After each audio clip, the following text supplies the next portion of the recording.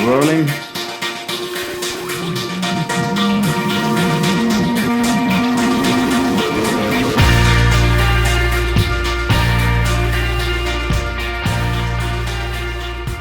Dust off your old copies of Risk, because things are heating up in Eastern Europe.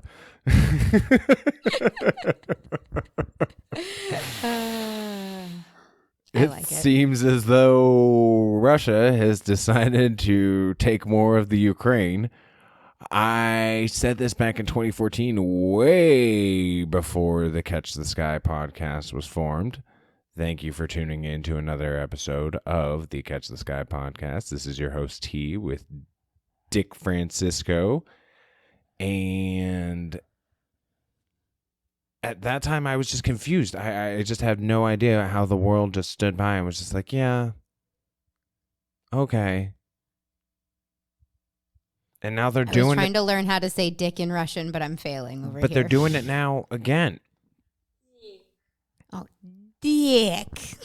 And I don't understand. You don't understand what, T? Like, do they think that sanctions are going to continuously work? Like, there were trade embargoes. There were all sorts of sanctions and shit precluding World War I. All sorts of wars. That's always the first step, right? That doesn't always work. What is this a precursor to World War III? Should I be prepping to take the reservoir? Well, and here's the only reason I think it might not be World War III, because today is on a Tuesday. If those were all threes, I'd be a little worried. T, but right now we're just working with twos.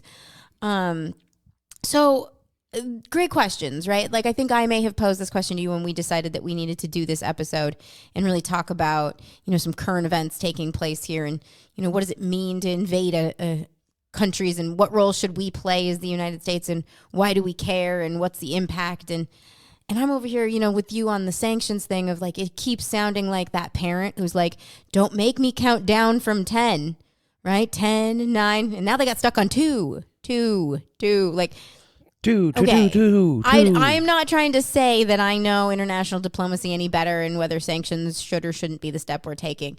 Listen, I played a lot of Civilization. A lot of war games. When I am walking down the street and I am about to encounter a crazy transient person who's probably mentally ill, I know the one thing I have to do is I have to meet crazy with crazy and out crazy.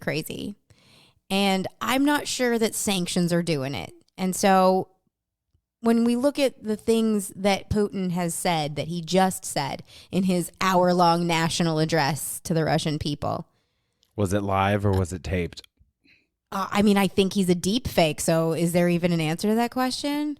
Well, how they had their urgent National Security Council meeting or whatever. Yeah. And it was being broadcast, but it had been recorded earlier in the day. Totally. How emergency is that, right? and what gave it away was one of the dude's watches. See? Genius.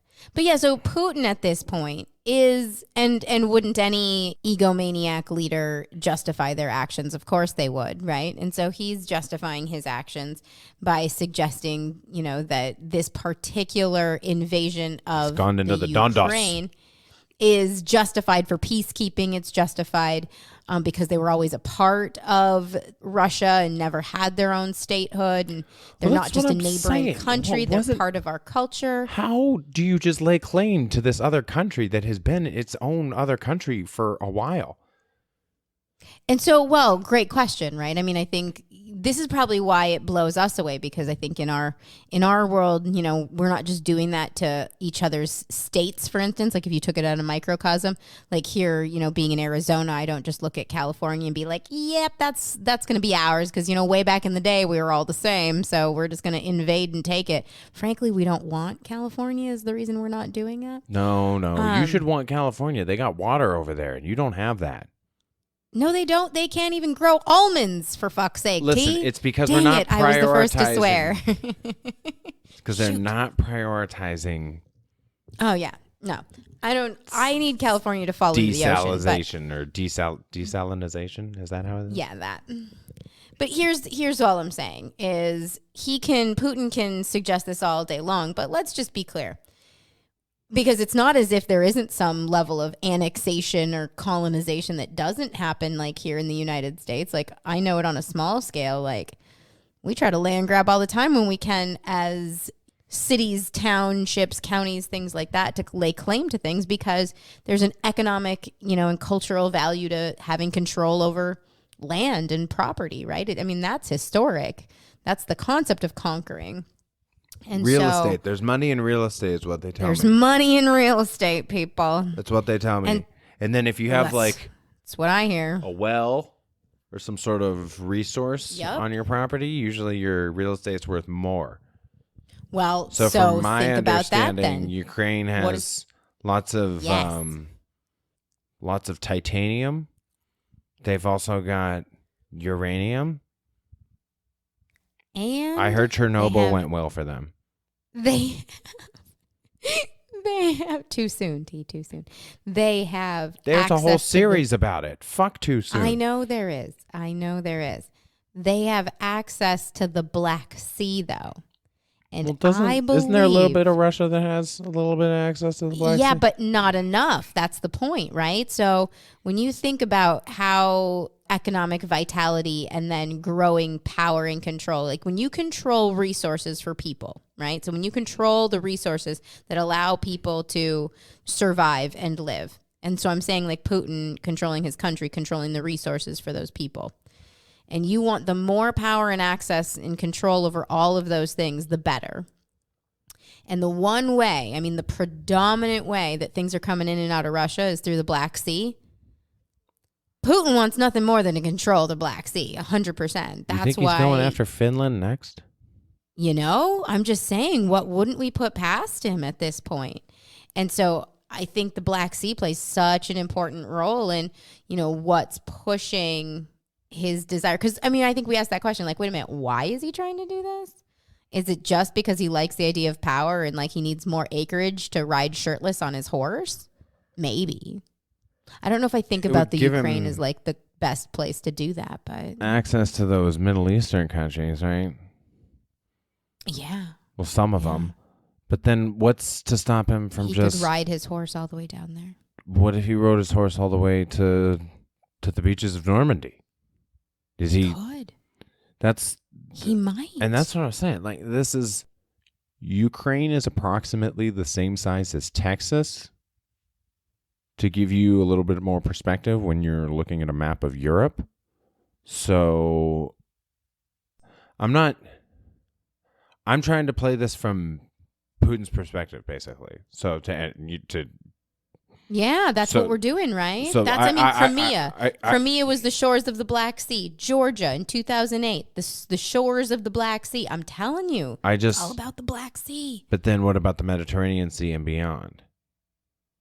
Oh, yeah. He's heading there next, right? He's got to be successful at this first. Right. But is there going to be a point where this is going to escalate into essentially a third world war? Well, yeah, because at what point do we meet crazy with crazy, right?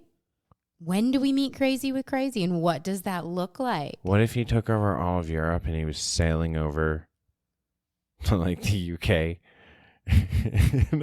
And America's like, we'll blow it up. We'll fucking blow it up.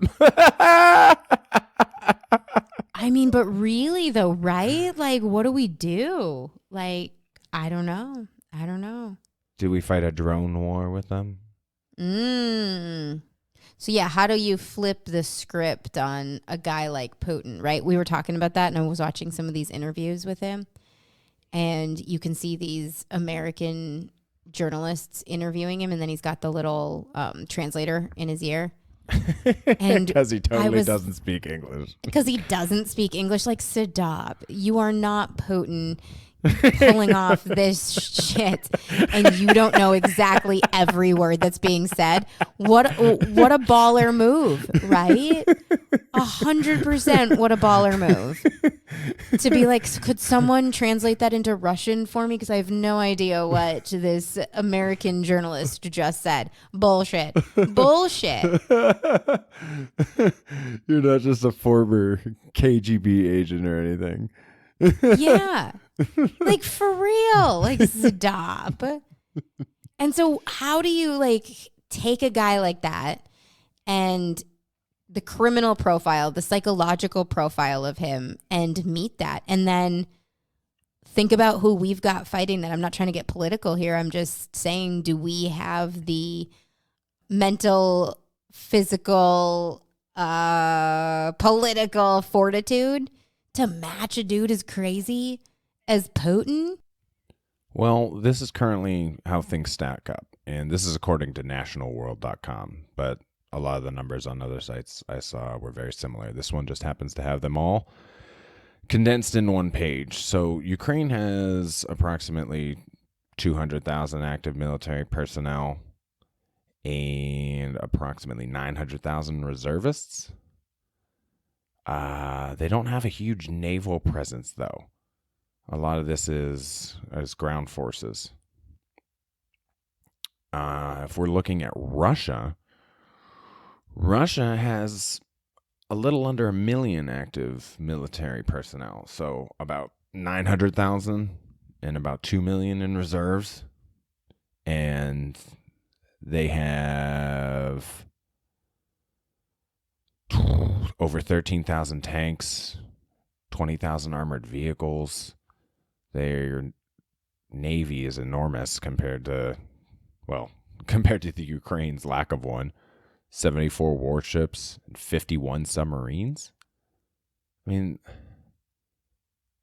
and then you look at somewhere like the UK that's trying to reduce the size of their military, and they've got around 160,000.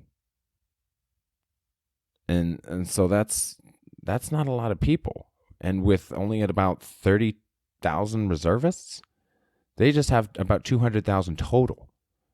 So that's the UK. And then you look at the US, the largest military in the world, and we do account for 37% of the entire global spending on defense. So there is that. And it looks like we have about 1 million active members and about 1 million reserve military forces.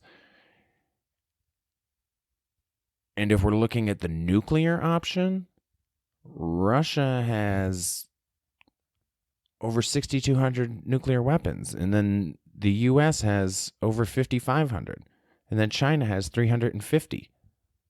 So there's more than enough weapons to blow up the entire world several times over. We could just do that, I guess. This is what. Do you think we would? That's what concerns me, is I don't know what the approach here is. Because there's so many different countries and different things going on in Europe over there that you can't just blow Europe up. So yeah, like, we wouldn't blow up Europe, but even still, like, for example, I'm hearing right now this whole immediate discussion of how our country and then our economics are impacted by this, for instance, right? Mm-hmm. So you're hearing oil prices are going to go up. Oil. And yeah, oil always. It's always like the first thing you hear, right? Mm-hmm. And so that concept of blowing up a whole blowing up a whole country, blowing up an entire continent, obviously has a major impact because we're a global society. And is that why we're trying sanctions to attempt, if you will, to get some type of response or action? And is that why we care so much about the Ukraine? Or do we care about the Ukraine because why is it the Ukraine? Isn't sorry. Do we care about Ukraine? Well, yeah, but people call it that, right? Oh, I don't know. I think they do. I mean, I thought about it like the Ohio State University. See, that's bullshit. The Ukraine. Sorry, I'm just thinking, when you're watching a football game and they show the guys and where they went to college and they have to say it, this is more like watching Risk and go, the Ukraine. Yeah. The Russia. Yeah, the Ukraine is about to get former smoked. Soviet Union. Oh, yeah, for sure, about to get smoked. So I don't even know. So Biden announced some new Russia sanctions tonight. Scale of 1 to 10, how many shits did Putin give about that? So what's interesting to me is, besides his 0 shits, is that this is like the first war or invasion. Like, if you were to keep going, this is all happening in the era of the internet. So we're getting these daily updates, these hourly updates on what's going on. And so at any point, does he care about that? Does he stop and just, Ukraine's enough? Or does he keep going? Well, this will be interesting because we have been shitting on the idea of sanctions not being enough. I guess we'll learn really what and who holds the power, right? In a democratic society like ours, I say that loosely, but there is still some level of democracy that I think takes place, at very least how influential more parties than a single, man running a country, such as Joe Biden being our president, but obviously there's a ton of influences that influence our political system in general and how decisions are made. I don't know enough about how Putin makes his decisions and who's in his ear, right, that matters to him. And so what these sanctions were, for instance, that just came down, one of them being a major hit financially. So this idea of two large financial institutions, Russian sovereign debt and Russian elites and their family members, are basically getting hit with this, where it effectively is supposed to cut off Russia's government from Western finance. And how important is that, not just for how the country operates, but specifically for those rich Russians that if you put that in our terms, would be the ones that are in the ears of your elected officials at that highest level, and we would never stand for it. Immediately we would respond because we need rich people. But does it work that same way in Russia? Is that how the economy goes round? Well, it could, but just like in the classic game of Civilization. Right, I'm going to have to play this game with you. Oh, it's a computer game. Well, they also have it on the console. Fun fact, at one point on Civilization Revolution for the Xbox 360, I was top 20 in 2 different game modes, free for all and head to head. Top 20 in the world. That's impressive. So, do you have a t-shirt for that? No, but it was a good time. And anyway, once you begin to soak up enough of the resources in the map, their threats of sanctions become weaker and weaker and weaker, because what they're threatening to take away from you, they possess less of because you just took it. Right. And so that's where, do we think that we have gotten, dare I say, ahead, since we're being reactive? It's hard to be ahead when you're being reactive, but that was what Germany did. Germany halted the certification of that Nord Stream 2 gas pipeline. And so that was something that the U.S. had been asking Germany to do. So you're cutting a resource for, their economy in Russia. So you're going to hit them that way. The United Kingdom did the same thing that Biden announced today. Do you think they're probably working with China? Sanctions on Russian banks. Do you think they give a fuck about like us or Europe when they're working with like China and like? Well, that's the question, T, right? Are they set enough that the sanctions that we are imposing and the restrictions we put on them financially, and when it comes to those physical resources, aren't going to be impactful enough, or are going to push them to that physical war? I mean, we've also started sending in troops, and so no, we're not sending equipment. in troops. Biden said no troops. No, what he said today, stand by, was Uncle Biden also Joey- announced he Uncle was Joey said no troops. Biden. Well, you can go talk to your uncle then, because Uncle Biden also announced he was moving additional troops and equipment to strengthen U.S. allies in the Baltic nations on NATO's eastern flank. Well, yeah, but He that could said be he made anywhere. it That clear could be there like would not be. Croatia. Oh, I understand, but made clear they would not be there to fight Russia. Okay, so tell me what all that means. I'm going to move additional troops and equipment to strengthen U.S. allies in the Baltic nations of NATO, but don't worry, it's got nothing to do with fighting Russia. It's all just what a coincidence that we're doing this at the same time? Stop. So We're a country that's never not been at war. You can't lie to me. But is this going to escalate to a full-fledged fighting in the streets, drones, It's going to start with fighting in the sea first. babies crying? Yes. Yes, it could. Or are these sanctions that are being hit on the financial side of it, crippling them financially and crippling them when it comes to, say, this gas pipeline, going to be enough? Or is Putin crazy enough to start firing missiles? And then you think we're not firing missiles back? That's how I want to say that word from now on. Well, Missiles. allegedly, they've got hypersonic shit, Right? which is supposed to be like, what, 5 times the speed of sound? Is that accurate? I have no idea. I don't know, but this is where I just keep coming back to the profile of a narcissist like Putin.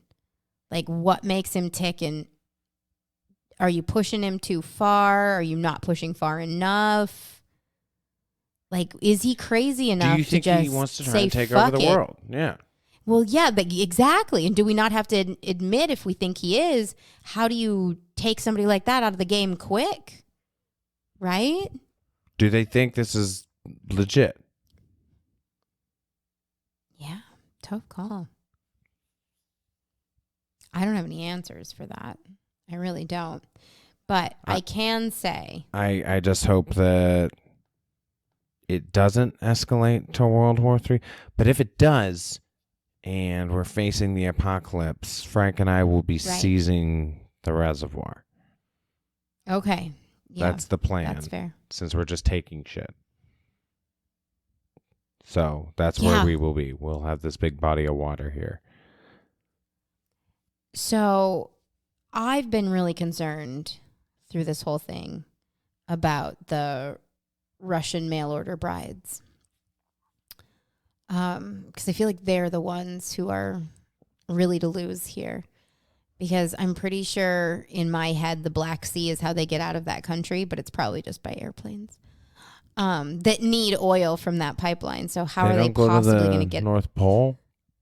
How are they possibly going to get out of the country to, China. get to their new husbands? Yeah, they're going to have to travel through China, right? China, That's gonna be the new- they have to be butt fucking with China. like instead of the Silk Road, it's going to be the Silk Sheets Road for those Russian mail order brides. Why are we talking Russian mail order brides? Well, I'm talking about them, T, because we were talking about Russia. Right. We're talking about all of these things hitting their economy. Yeah. And one of the things that I just don't think is really thought about when you start putting sanctions and you start trying to clamp down on a society, and then inevitably that falls onto the people, is what about the Russian mail order brides? It is a big business for them. 90-day fiance bullshit. Well, no, I'm learning all kinds of things about mail order brides. And the reason isn't because these Russian women hate their country. It's because there aren't enough men in the country. And think about this. They go to war, there's going to be even less of them.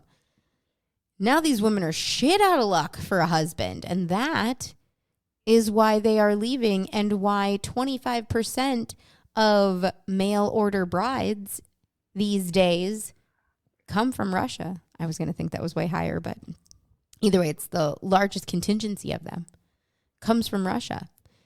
And so I feel bad for them. Like the guy from Dodgeball got his from what?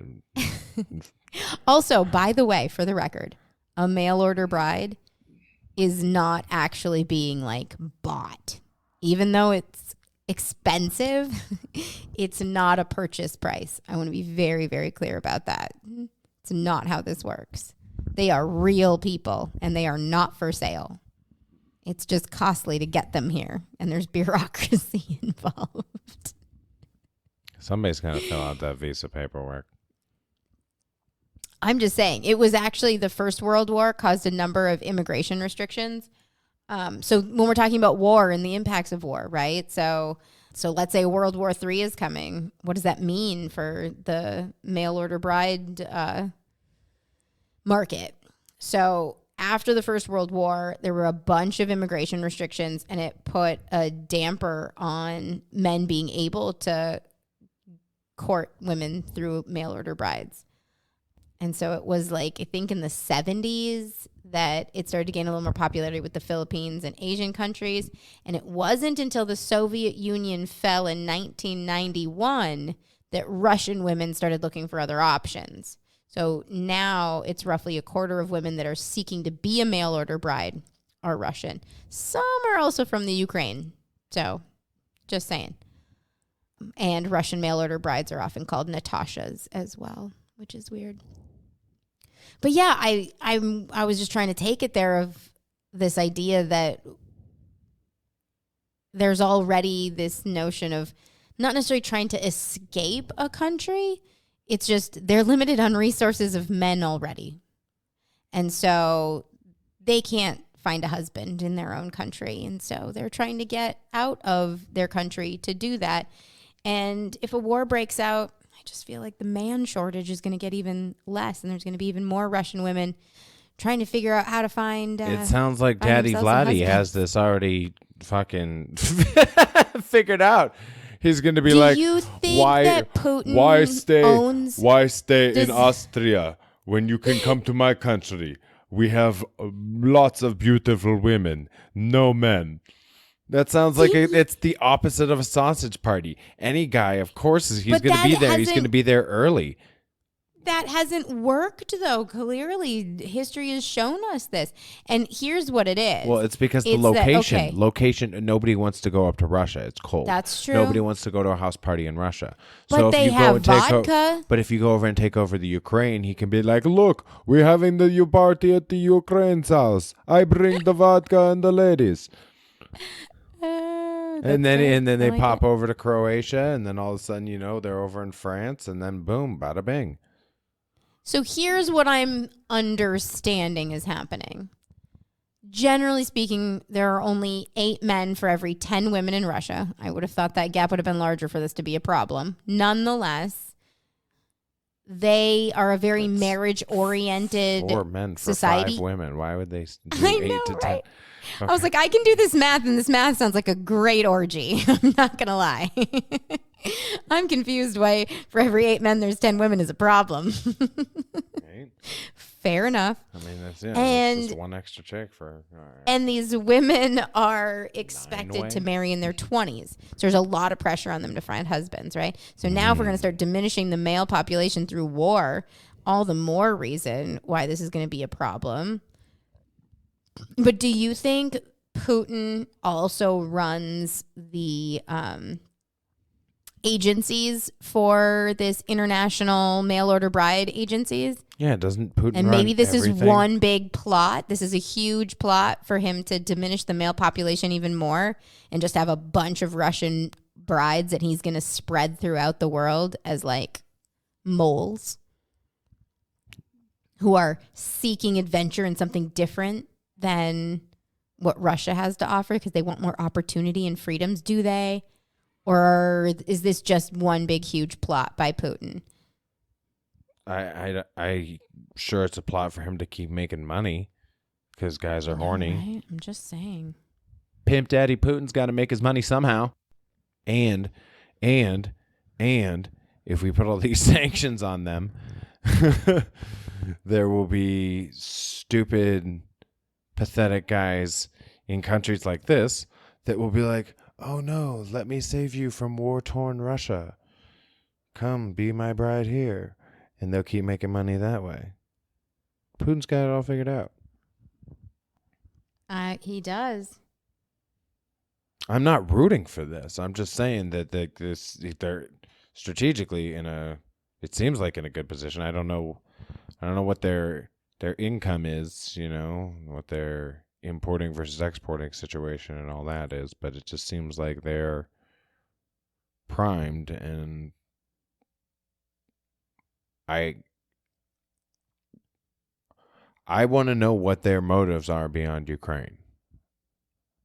I agree. So, but how are we going to find this out? We have to order a Russian mail order bride, and get all of the secrets from her. Or we just keep watching watch this all unfold in real time. Wow. Makes you realize how slow like World War I and World War II and all that shit was. It took years and years, and they were moving all around, scooting all around. With the intel we have now and the methods of transportation and everything, it seems like it should move so quickly, right? I mean, you'd assume so, right? You think they would just come in and just clean up and just bing, bang, boom? But no. Like, everything's moving so fast in slow motion, it feels like. That's very poetic. Yeah. Yeah, there's a lot of things happening. So I feel like we've acknowledged all the problems. Do we have solutions for any of these? Usually we like to have those, but I feel like this one's a little beyond us, Well, it just depends on that. That's why I said it depends on what their plan is. And I don't know. See, I would like to go back in time and see how much intelligence they would reveal to the American public during these other wars. Like, are they going to tell us that there's plans to invade beyond Ukraine, other countries beyond Ukraine? Is that, or would the hysteria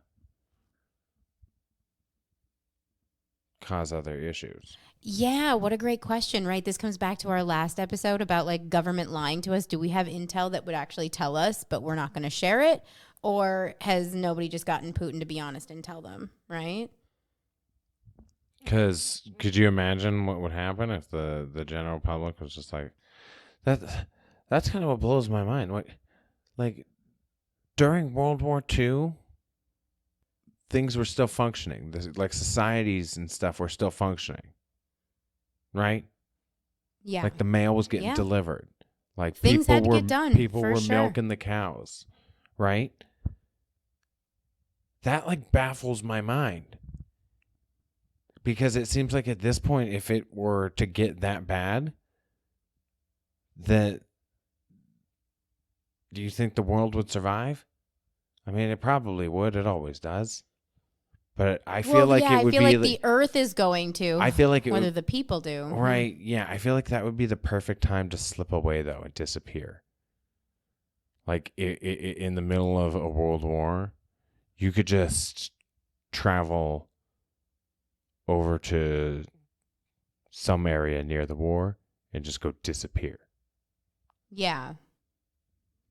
You just go rogue. Disappear forever. What do you think of that? I mean... You never just wanted to disappear? Isn't this where, traveling to other planets comes into play in general? Why do we have to, why are we not... Where's Elon Musk? Chop, chop. Just take us to the next planet we're going to occupy, right? If you could be one of the first people or on the first trip to Mars, but you knew you probably weren't coming back, would you go? Oh, my God, no. Why not? I like my feet on the ground. I don't even like flying. I don't want to fly even. But I want to walk everywhere. But you'd be remembered forever. You'd be first person on Mars. About that. I don't want to be remembered at all, sucker. What do I need to be remembered for? No way. They'd have a big Dick Francisco plaque on That Mars. does sound kind of cool. Not going to lie. See? I can picture it now. I don't know. If I could take Frank with me, I'd probably go.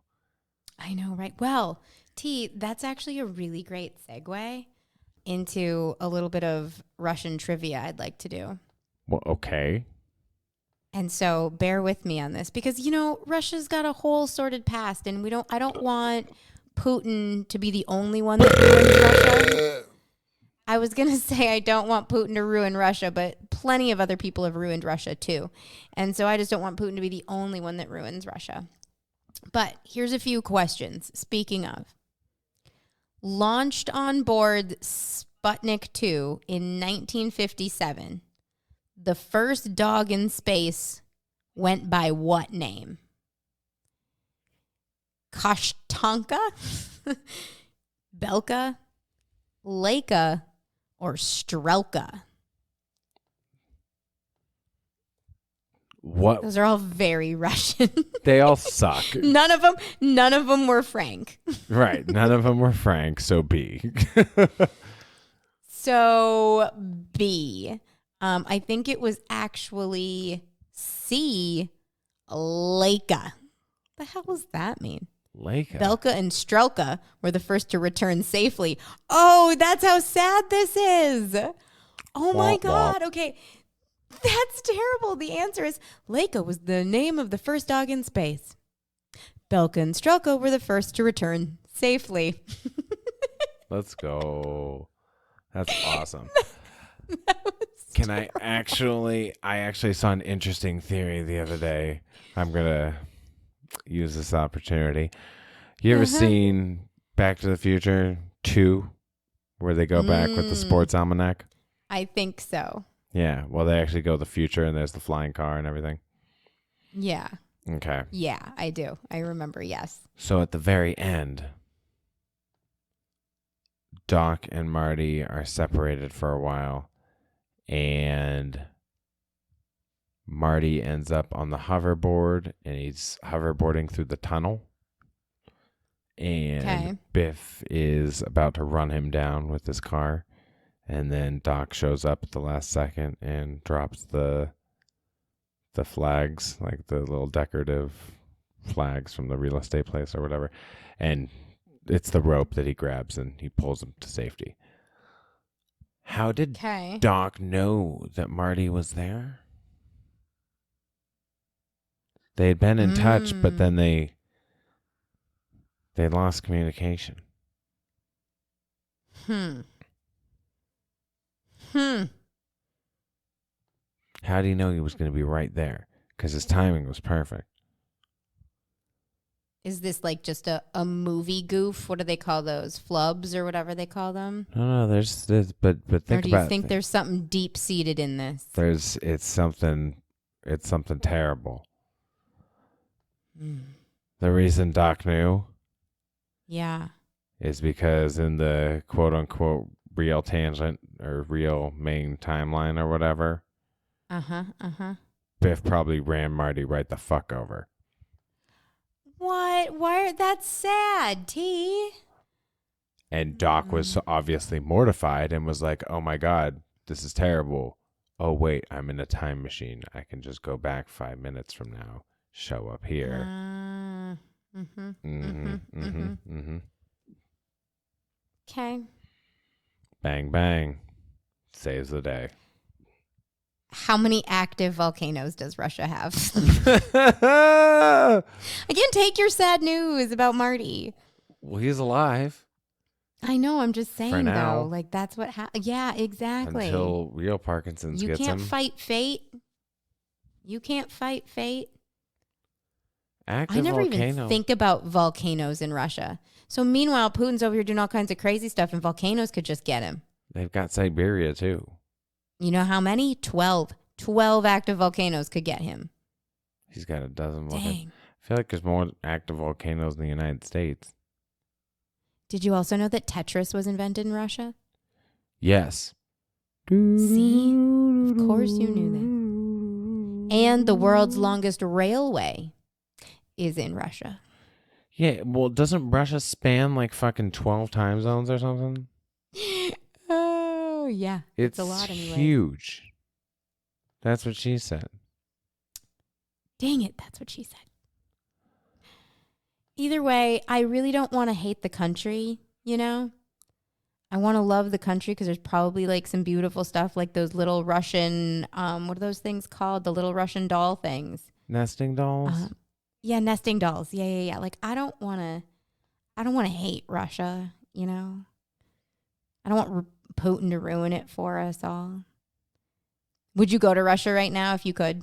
Like right now as all this is happening? Yeah, totally. No, that probably wouldn't be advantageous for me. Probably Okay, he that's would fair. probably fuck my life up. Yeah, for sure. You were right that, well, close. The Trans-Siberian Railway, so obviously that longest railway, crosses 8 time zones, goes through 87 cities, and crosses 16 rivers. That's wild. Russia is enormous. So if you could go ride on the Trans-Siberian Railway right now, you wouldn't do it. Not right now. I'd get fucking imprisoned. Yeah, that's fair. This would be a great time to just disappear to Greenland. Yeah, okay. Do you think anything bad would happen there? No. I think it would be just fine in Greenland. Next episode, we're going to expose Greenland. There's got to be some fucked up shit going on there, Isn't right? it owned by Denmark? Isn't it just all Denmark's?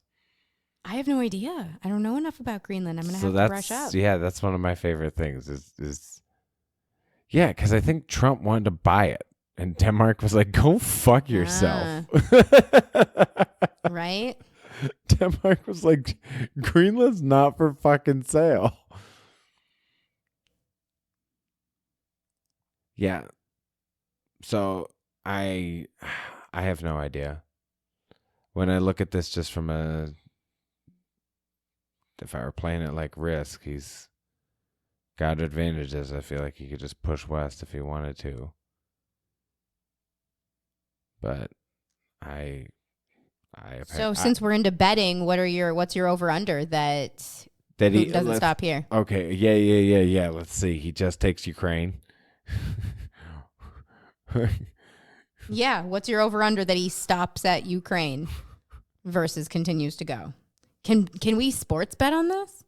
That's absolutely terrible. He's probably or is like sports betting on? Is there betting on these sanctions and the success of them? How long do we have? That's the thing. Is it until Putin dies? Like, what's the timeline on these bets? When do you have next 6 months? Next 6 months, will he invade it? Next 6 months. Will he invade another country? Yeah. Yep. Yes. Like a whole nother country or just more of the Ukraine?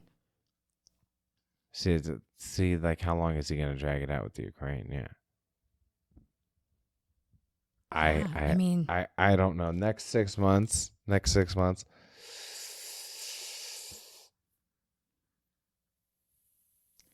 Okay, 6 months Yes. too soon? Okay, like 18 months. 12 months. How about 12 months? Within the next year, I think he'll have invaded another country. If he gets away with this and there's not too much fighting, he'll definitely invade another country. Okay, that's fair. I think. I'll buy that. If I was in his position, I think that's just what. If nobody's going to stop you, then why stop? Right. Okay.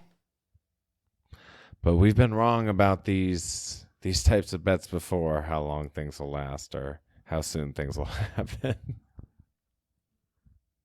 Right.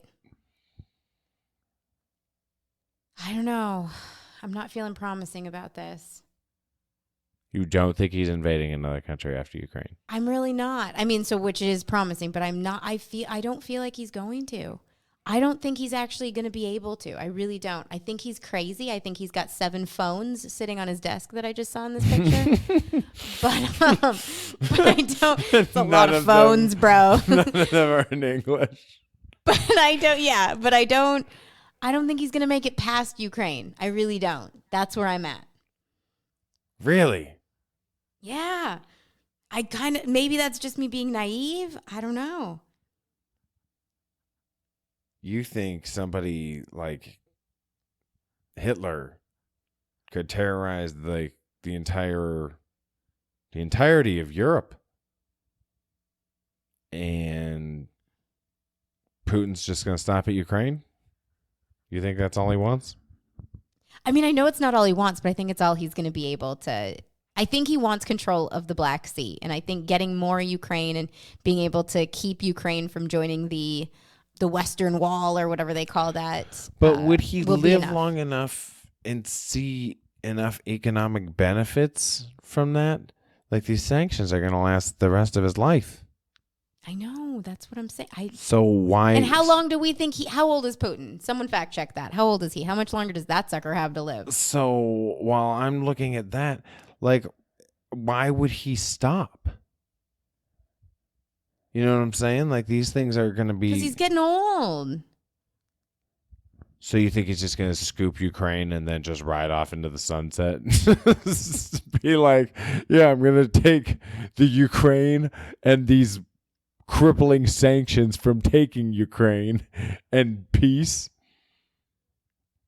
I mean, I'm TM a loss. I can't nail this guy down. He's 69 years old. He's 69, the big 6'9". It's getting harder and harder not to root for this guy. I love it. Oh, it's terrible.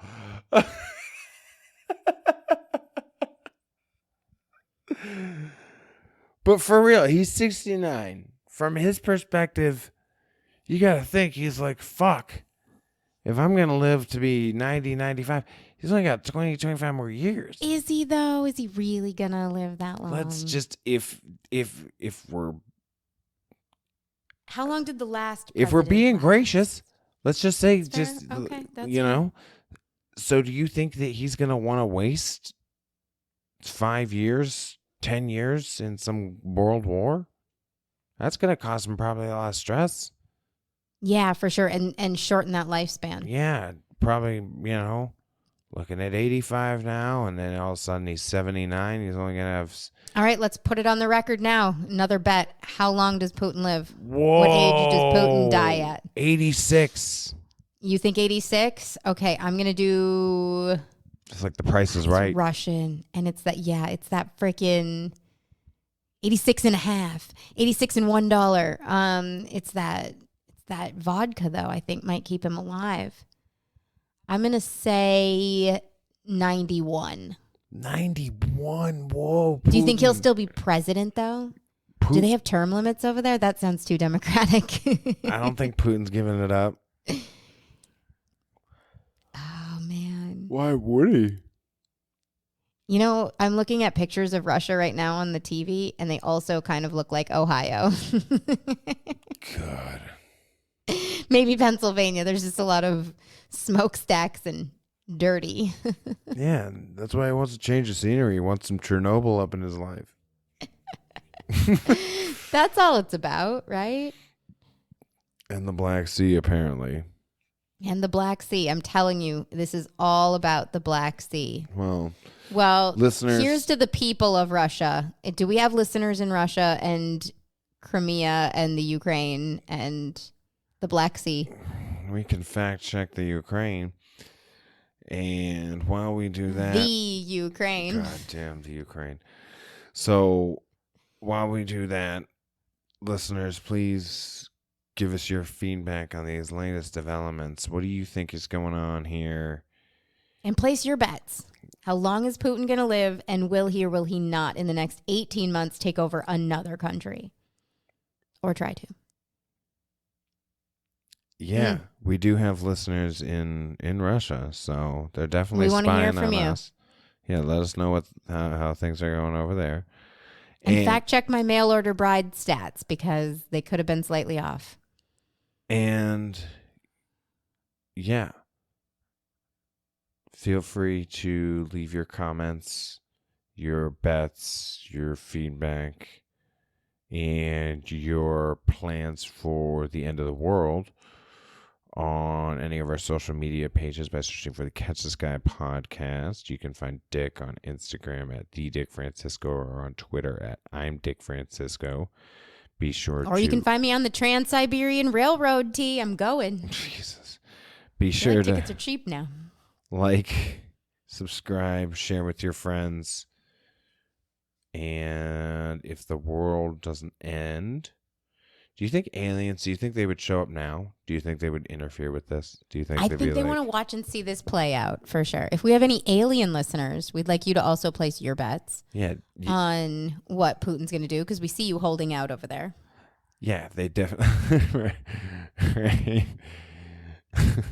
That's how I picture it. I picture the aliens are watching just like, we're going to hold out a little bit longer and see how this plays out. Yeah, they're like, things are just getting interesting. Yeah, they're not dumb. Aliens are very smart. They're like, this is game 3, rubber match. Oh, for sure. Yeah, absolutely. Jesus Christ. All right. Well, thank you for joining. So on the next episode, we'll talk about our theory of aliens watching. We do have an aliens episode that was wildly popular on Facebook for some reason. I still don't know why. Okay. Definitely our most we'll have to come back to that. No, yeah. I'm down for that whenever. We can talk aliens whenever. There's so many different theories. So many. But yes, I would love to hear everyone's bets as well on everything from Putin's death to what happens next in this saga. Obviously, we're going to have to come back to it because it's, pretty current and it has the potential to affect us also. This isn't the last you're going to hear of our contemplations on Russia. No, yeah, we'll be checking in on this situation as it develops. In addition to our other content, but periodically we will be checking in on this. And until next week, Dick, thank you for joining me. And to our listeners, thank you for listening. Be sure to like and subscribe and keep trying to catch the sky. I have to go learn Russian now. You never know if they're going to take over the world, T. So I'm going to have to start translating this podcast into Russian.